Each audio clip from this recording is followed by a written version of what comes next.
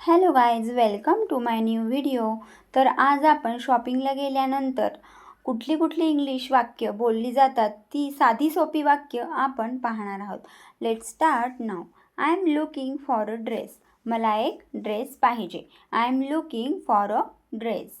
Wear can I find the dresses. Where can I find the dresses. Dress कुठे मिळतील. Do you have this in my size. Do you have this in my size. हे माझ्या साईजमध्ये आहे का. चला next पाहूया. Can you show me another one. दुसरे एखादे दाखवाल का. Can you show me another one.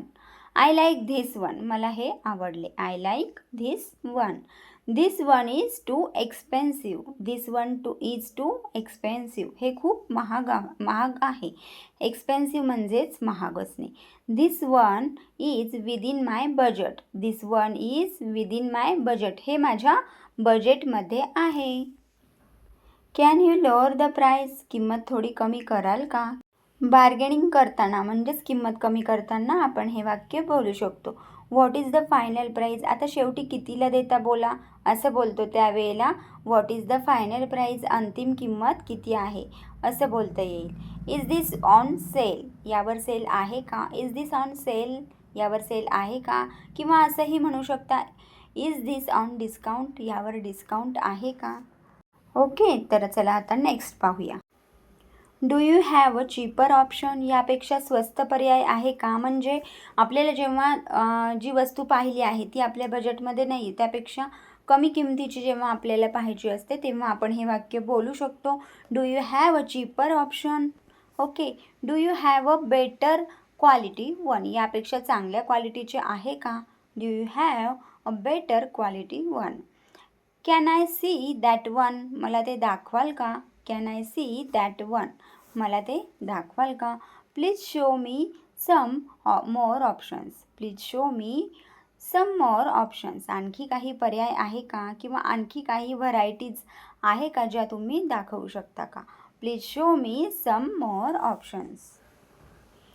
I don't like this colour. मला हा रंग आवडत नाही. I don't like this colour. Do you have it in black. हे काळ्या रंगात आहे का. Do you have it in black. हे काळ्या रंगात आहे का. Is this available in medium size. हे मीडियम साईजमध्ये आहे का. Is this available in medium size. Where is the trial room. Trial room कुठे आहे. इट डझंट फिट मी. हे मला फिट होत नाही. इट डझंट फिट मी. हे मला फिट होत नाही. म्हणजे फिटिंगला व्यवस्थित बसत नाही. It fits me perfectly. हे मला अगदी व्यवस्थित फिट होते. It fits me perfectly. हे मला अगदी फिट व्यवस्थित बसते. I will think about it. मी याचा विचार करते. I will think about it. मी याचा विचार करते. I don't want this. मला हे नको आहे. I don't want this. मला हे नको आहे. किंवा आय डोंट लाईक धिस म्हणजे मला हे आवडले नाही असंही म्हणू शकता.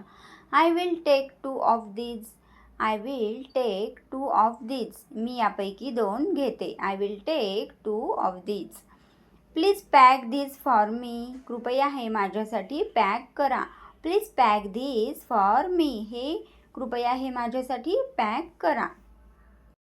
नेक्स्ट पाहूया. Can I exchange this. मी हे बदलून घेऊ शकते का. आपण जेव्हा खरेदी करतो त्यावेळेस आपण विचारून घेतो की आपल्याला हे परत बदलून भेटणार आहे का. त्यावेळी आपल्याला हे वाक्य बोलायचं आहे. Can I exchange this. Okay. Can I return this. मी हे परत करू शकते का. Can I return this. मी हे परत करू शकते का. Do you accept UPI. तुम्ही UPI स्वीकारता का. Do you accept UPI.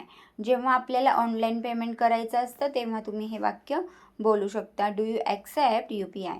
Please give me the bill. कृपया मला बिल द्या. Please give me the bill. कृपया मला बिल द्या. Can I get a carry bag. Can I get a carry bag. मला कॅरी बॅग मिळेल का. Okay. Thank you. I will come again. Thank you. I will come again. धन्यवाद. मी पुन्हा येईल.